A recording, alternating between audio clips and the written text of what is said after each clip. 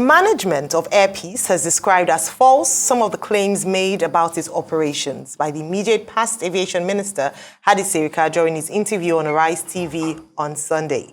During the interview, the former minister spoke about the unveiling of Nigeria's national carrier, Nigeria Air, which Sirika launched less than 3 days before exiting office.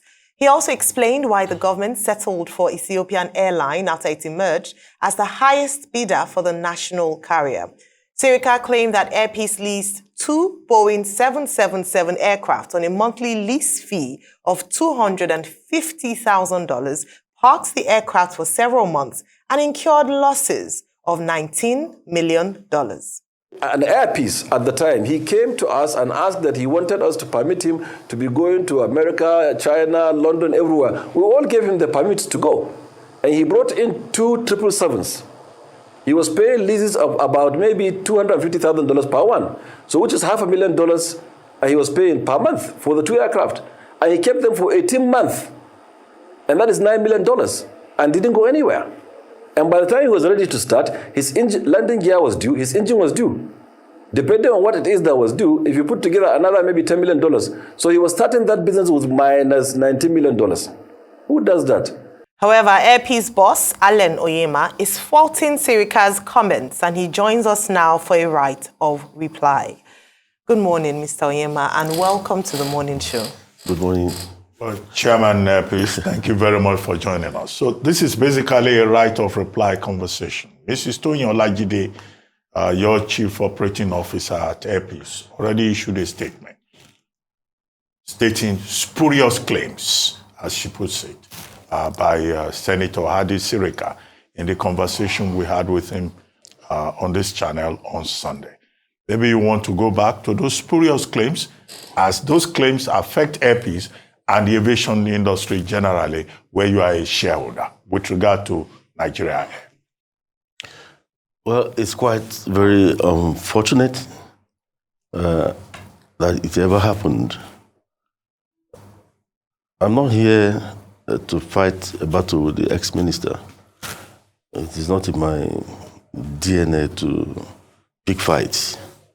But I must say that it's very shameful for an ex-minister of government, somebody who has been in, like he said, 20 years ago he was in House of Representatives, he was a senator, and in the last 8 years he has been a minister of the Federal Republic of Nigeria, being paid from my tax paying.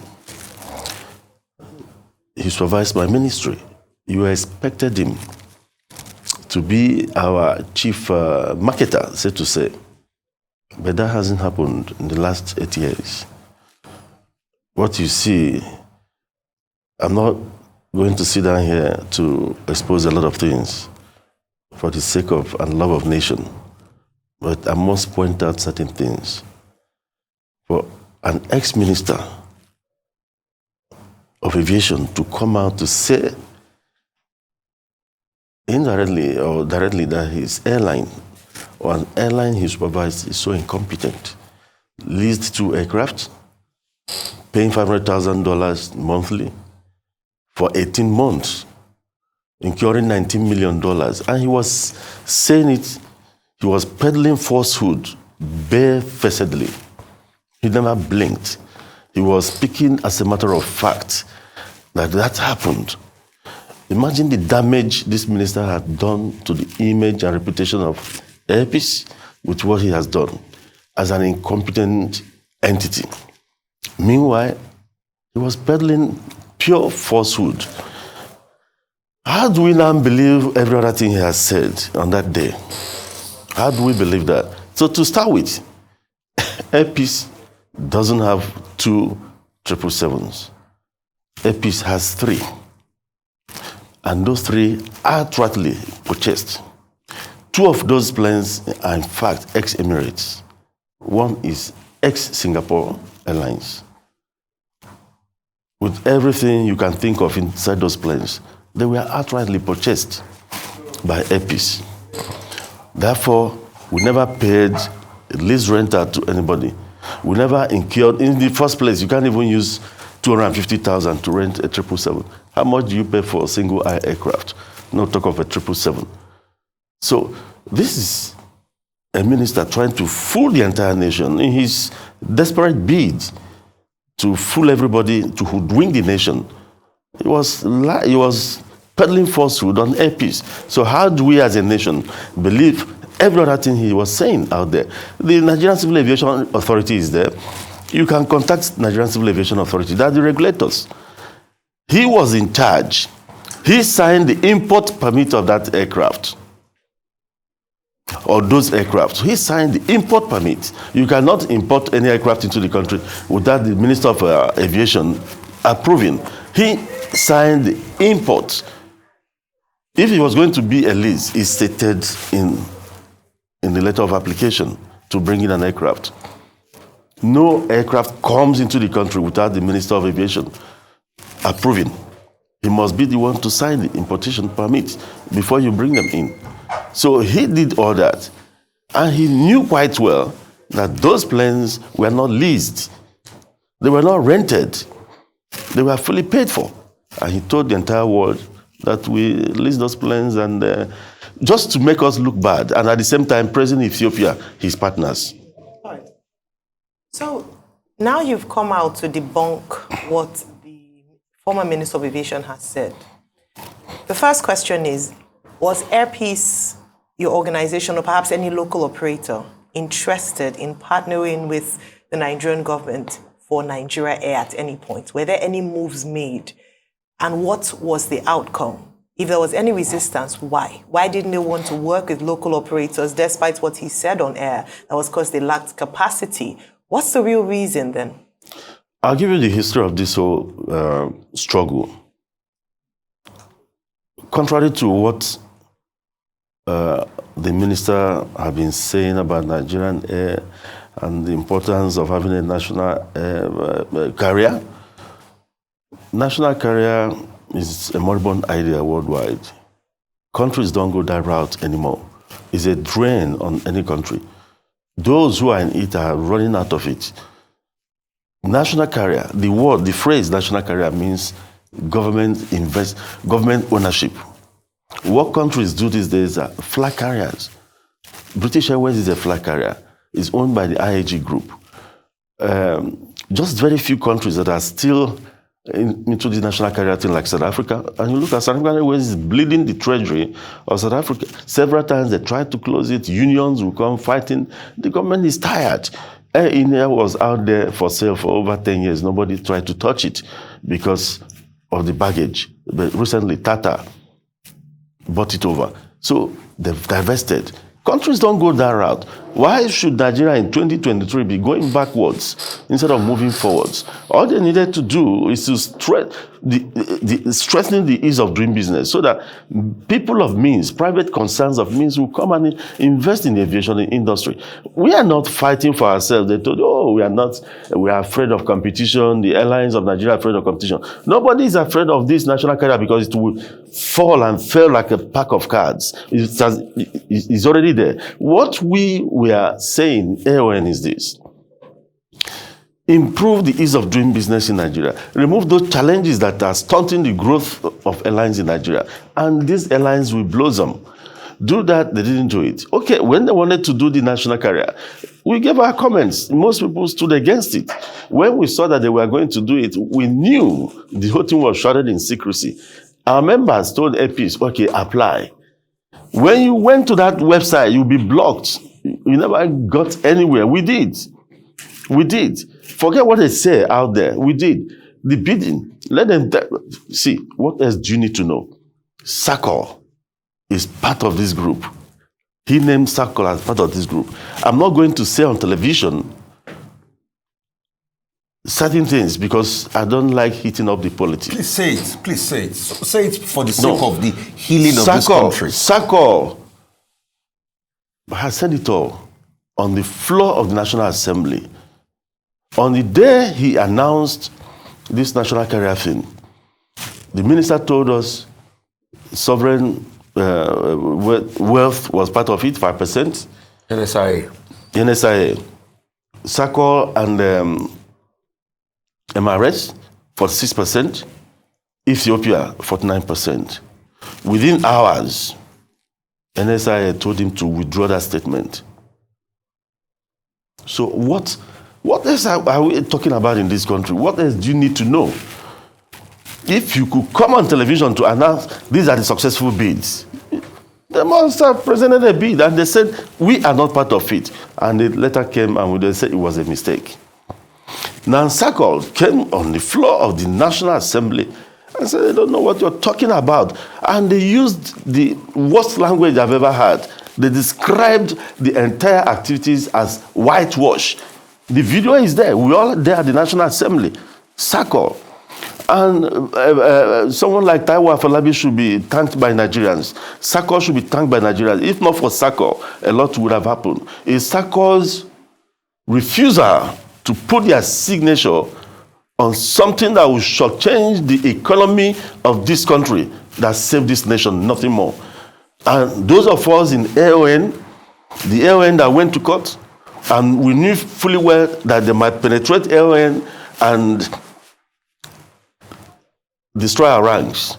5 airlines came out and stood up and put their names on that suit, so that in case you destroy AON, the other ones, they have locus in law to do this. And those airlines are Max Air, Asman, Airpeace, Tobras, and United Nigeria. On Sunday, when you ask the question, why Airpeace? Because he must have mentioned Airpeace up to 15 times. I don't know what Airpeace has done to him. He said, okay, not only Airpeace, and again, Obiora Okonkwo of United Nigeria. And he deliberately forgot to mention the other ones. Are we trying to play the ethnic cards? Thank God the leadership of Dr. Abdulmunaf Yunus Sarina has given AON a teeth to bite. That man is a nationalist. Dahir Manga is from Katsina State. He owns Max Air. Dr. Abdulmunaf Yunus Sarina is from Kano State. He owns Asman. Both of them, myself, Airpeace, Top Brass, owned by Roland Iyayi, and Obiora Okonkwo of United Nigeria, went to court. And those people are still in court. So it's not an ethnic thing, it's a Nigerian thing. Okay. And today, I have to use this opportunity to congratulate our brother, Alhaji Dahir Manga. He's launching his first 777 today, yet we don't have capacity. Okay, so one of the things says that you don't have capacity, but I see that you are having partnership with the government of Antigua. Other countries are calling you to come and help set up their national flag carrier, but they say you don't have capacity. I want you to respond to that. And also, you don't have capacity, but during COVID-19, you went to everywhere Nigerians were to bring them back home when COVID-19 was raging on and all of that. And you've also helped with evacuation. But the conversation about you not having capacity, I mean, what would you like to say as regards all of that? And why I kept on saying say it is because the things we live on say destroy our country. Say the absolute truth. How do you feel being treated this way, with the Minister of Aviation? And also the certification.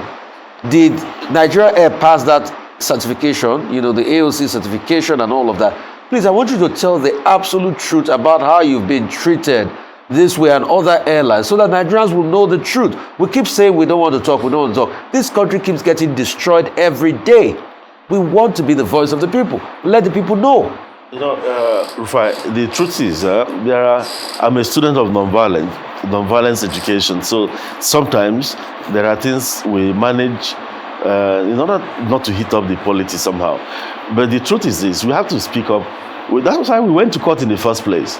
Now, he said we don't have capacity. All those falsehoods were meant to demean the local operators, the indigenous Nigerian airlines, in favor of this charade they've put up with Ethiopia. That's all. To be allowed, even at the fake meetings. How many times, even the former president, Muhammad Buhari, shut down this national air project at a time. One man is just hoodwinking the country into believing that this is needed. All they need to do is to set up a strong flag carrier. If you provide the enabling environment for people to operate, more people will invest in the system. Now about capacity. He told the world that we were low in capacity. He told the world on television that Air Peace was given Dubai to fly, to conduct flight operations into Dubai. Are they flying now? Air Peace is no longer flying to Dubai because they are low in capacity.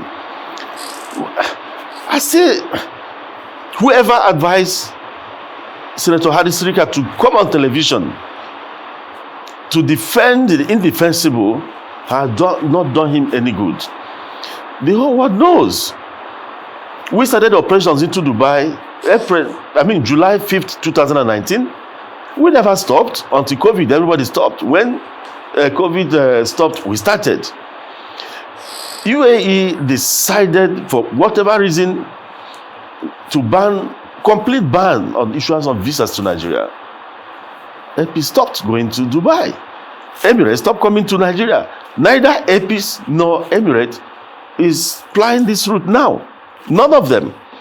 So why should the Minister of Government barefacedly come on television that have this kind of outreach to the world to spoof falsehood because you want to paint the indigenous operators black and blue?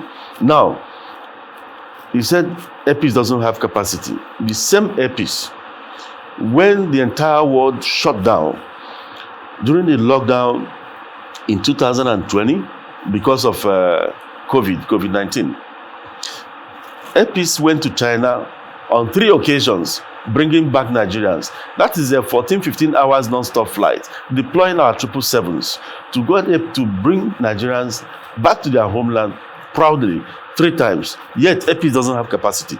Air Peace went to India 12 times, bringing Nigerians. Most Nigerians that went to India didn't have money to even pay Ethiopia to bring them back. I deployed my jets. Air Peace deployed our jets. We went there, and those we brought back, later put it in a newspaper to thank us. We brought them back to their country free of charge. We did 12 sorties to India. Yet Air Peace doesn't have capacity. Air Peace went to Thailand, brought Nigerians back. Air Peace doesn't have capacity. Air Peace went to Malaysia, brought Nigerians back. Air Peace doesn't have capacity. Air Peace went to Indonesia, brought Nigerians back. They don't have capacity. In Malaysia, Indonesia, Nigerians went to the embassy, almost attacked everybody because they were stranded. Air Peace deployed, went there and brought them back. Air Peace went to South Africa during COVID, brought Nigerians back. Air Peace also went to England, to the UK, brought Nigerians back, went on a second one. The UK authorities said, oh no, you don't come again. They cancelled whatever they gave us, the permit they gave us. I paid for Nigerians, I hired a European carrier to bring them back. The federal government of Nigeria praised Air Peace for doing that for love of country. We did others. We don't have capacity. During xenophobic attacks, Nigerians were being killed. Nigerian shops were being raided. Nigerians were being dehumanized in South Africa. I felt bad. He has told some people that it was a public stunt. Which kind of public stunt? This is how I've been. I have to be proud of myself, if not said, in this country. Without Onyema, maybe Boko Haram would have been a child's play. What happened in Niger Delta? I brought up myself. I initiated the program with my own funds, brought the entire University of Rhode Island Center for Nonviolence and Peace Studies, paying hundreds of millions, bringing the entire faculty here to train and transform militants with my own money. I was doing it for several years, from 2005 to 2008. Until Yaradua came and asked me, who is this Onyema? I have a security report that this guy is decimating militancy. And they brought me. The rest is history today. I've always contributed to the well-being of this country. And all I get from some government officials as this kind of thing, they do all sorts of things, fight you from different angles. And this is what is happening. Yet we don't have capacity. Air Peace doesn't have capacity. We deployed our 777s, went to South Africa, rescued Nigerians during xenophobic attacks. On 2 occasions, Nigerians walked tall during that period. Nigeria as a nation was respected worldwide for what Airpeace did on their behalf. Nigerians felt proud. He needed to see. Why did I break down inside the plane when they arrived? Yes, you saw me crying inside the aircraft. It was because I saw another woman carrying a child, and the woman was praying for me and saying, see, it was an Igbo guy that was carrying, she lost a child in South Africa, that if you didn't come, maybe I would have died, and that, see, an Igbo guy was helping her to carry the other baby all the way from South Africa. They were all clinging to each other. They were singing national anthem. Nigeria became one. This is what we are using Airpeace to do in the country. It's not about money.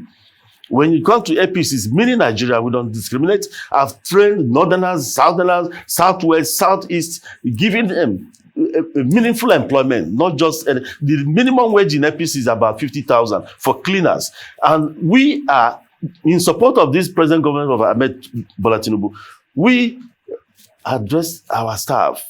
We told them, support this removal of subsidy. We are going to support you. And beginning this month, we are going to dish out palliatives to our staff in support of the government. This is what we've been doing. And the Minister of Government came out there and said, we don't have capacity. And we did all this. And recently, we deployed to Sudan. We deployed to Sudan to bring back Nigerians free of charge. Yet we don't have capacity. Where was Ethiopia? Did Ethiopia do that? I'm going to come to Ethiopia. Ethiopia wanted what they're doing now with the national carrier. They wanted to do it with me. For love of country, I turned it down. April 10, 2019, in a letter. They came to me. They wanted Airpeace to collaborate with them. They took us to Addis Ababa. We signed MOU. And they said in the MOU, we need to push out Gulf carriers. I said, no problem. Mind you, I'm very proud of what Ethiopia has achieved as an airline. They're the pride of Africa. I like what they've achieved, no doubt. So we tried to collaborate. Then when we got to the nitty-gritty of the meeting, what they wanted was to come into this place, do local flying, then use Airpeace callsign to fly the whole world, about 150 basa, while paying me royalties, paying Airpeace royalties. I said, where does I would have been getting millions of dollars, and one of them joked, Alan, you don't need to be buying planes again, nothing. I said, where does this leave my country? In the letter I wrote to them, I said, where does this leave my nation, Nigeria? You will destroy the jobs in Nigeria. You will kill the other airlines. No, sir, please. You will kill the other airlines in Nigeria. And Airpeace will be growing. Airline and Airpeace will be swimming in millions of dollars. So we rejected it in a letter. It's documented and it's in court today. So for people saying that we are afraid of competition, if I was afraid of competition, I had them on a platter of gold. I would have taken it, that offer, and I'll sit down. Okay. Mr. Onyema, we have just about 3 minutes to go, unfortunately. But there are two issues I would like you to respond to. The first is the status of the matter in court. Justice Olotu granted an ex parte application. AON took there. Justice Alagoa granted an injunction. But I've seen an opinion in which Alexis Zion, is saying, look, that matter had already been challenged in court, and therefore, Nigeria Air, the unveiling that was done on May 29, could go ahead. What's the status of that matter in court? You are a lawyer. And then secondly, quickly, BASA, Bilateral Air Services Agreement, is one of the things that the association, the Airline Organization of Nigeria has been complaining about. Is it the case, as AON is alleging, that Sirika, as Minister of Aviation, did not help any airline with regard to BASA? Quickly, because we have just a few minutes. If I knew you were going to give me 5 minutes, he was giving about 20 or 40 or 60 or 1 hour to talk.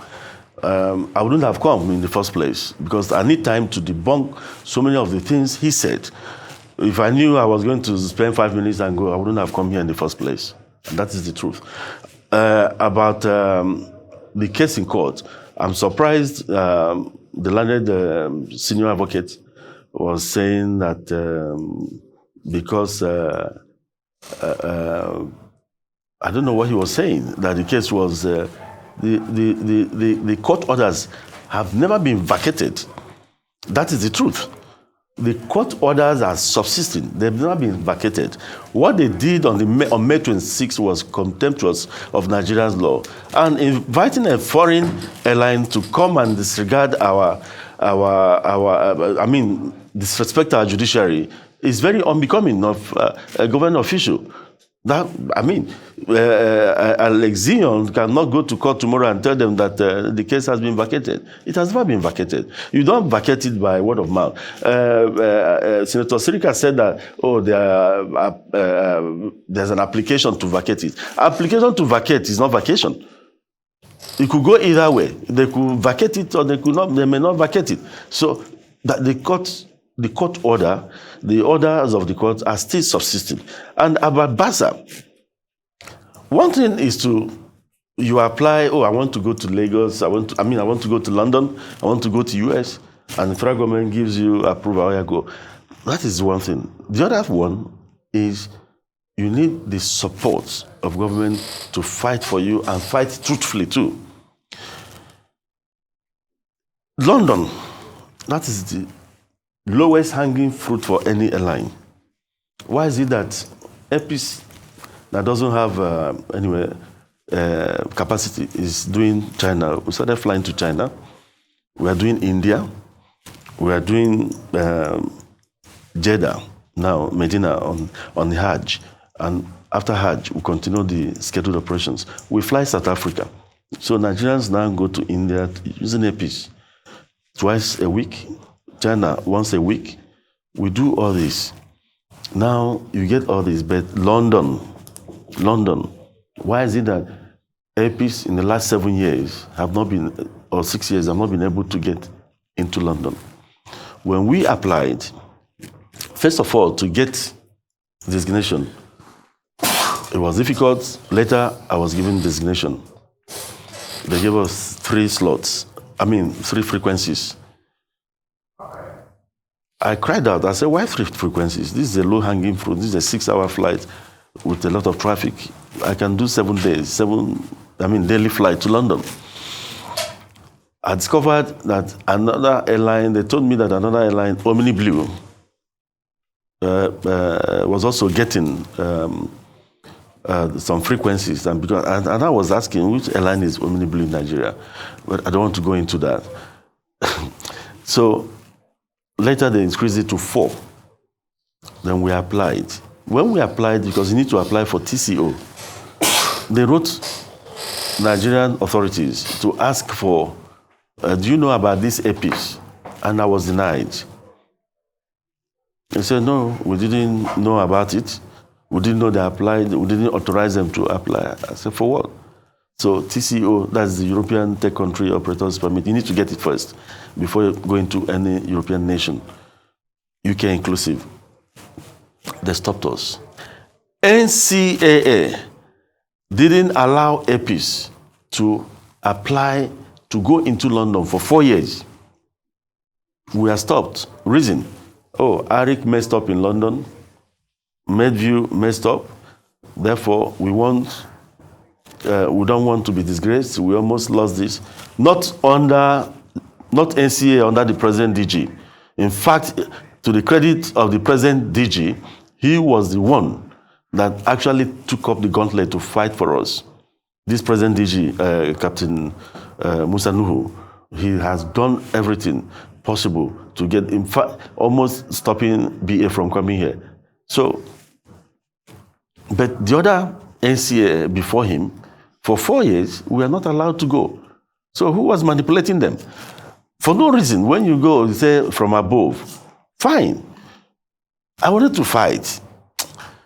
The love of country, I know some of the things I will say, it will turn into ethnic issues, and I don't want that. So I kept my cool. Later, NCA said we should get IATA.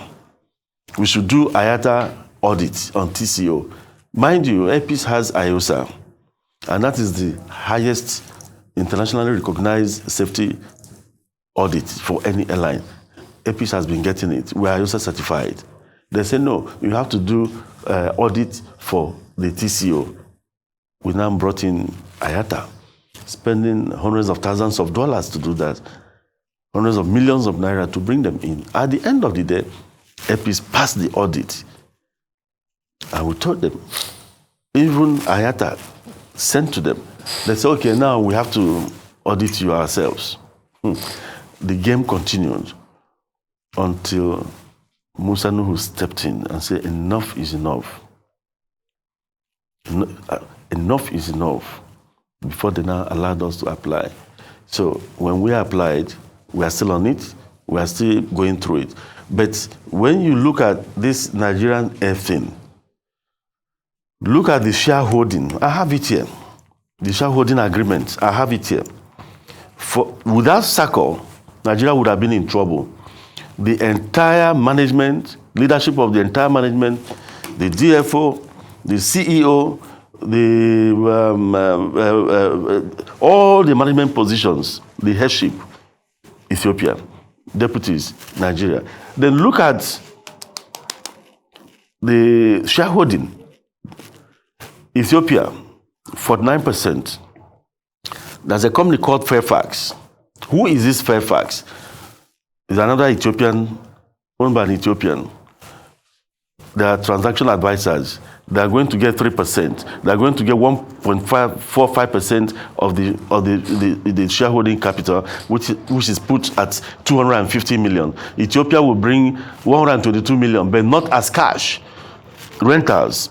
They'll bring what Ethiopia is bringing is only the Nigerian companies that are going to bring money. SACO and MRS. I have it here. The document is with us here. Ethiopia is not bringing a penny into Nigeria. Ethiopia will pay rentals for their own plane. It's written here, black and white. Pay rentals for their own plane for 5 years. So even if they pay the 122,000, a piece alone is worth over $2 billion. As I speak to you, Boeing is in my office now for the delivery of our 737 MAX, which is costing over $1 billion. The E2s from Embraer that we've started receiving is costing about $1 billion. 5 of them have entered Nigeria. Ethiopia is bringing nothing, and they are going to earn 49% of your country's wealth. I call on President Ahmed Bola Tinubu to immediately dissolve this charade called Nigerian Air and start his own thing. Okay, Mr. Onyema, I'm sure there will be more opportunities to further discuss this subject, which is important to Nigerians. So, right of reply, that's a standard practice, and also Nigerians have the right to know. Thank you very much for joining us on The Morning Show.